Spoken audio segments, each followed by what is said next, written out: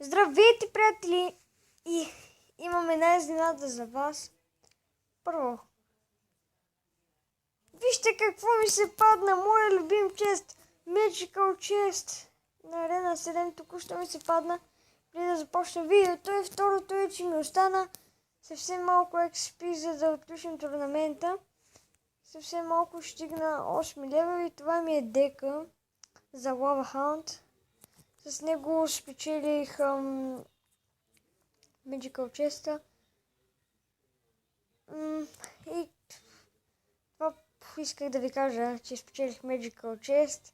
Все пак това е моя любим чест, Magical Chest. И се надявам поне да имам апгрейд на втори левел Lava Hound или да ми спадне втора легендарна карта. Но не е много сигурно. От Clan Chest може да ми спадне легендарна. От Magical Chest има много по-голяма вероятност да ми спадне легендарна карта. Затова, че да стискаме палци. Със сигурност няма да снимам как го отварям, защото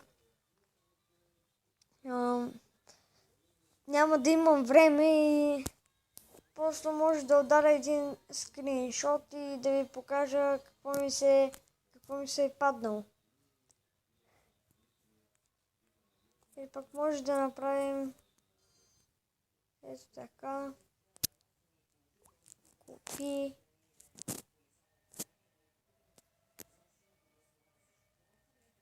И си купихме диаманти. И ще го отворим сега. Здравейте, приятели! Макар че не започваме сега видеото. Без да исках се обърках. Сега ще отворим Magical Chest. 3, 2, 1.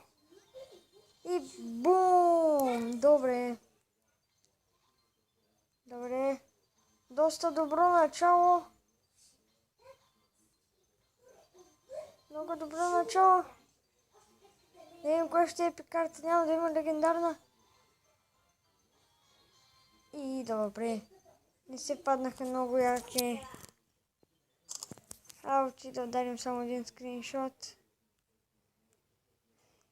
Това беше от видеото. Малко кратко беше, но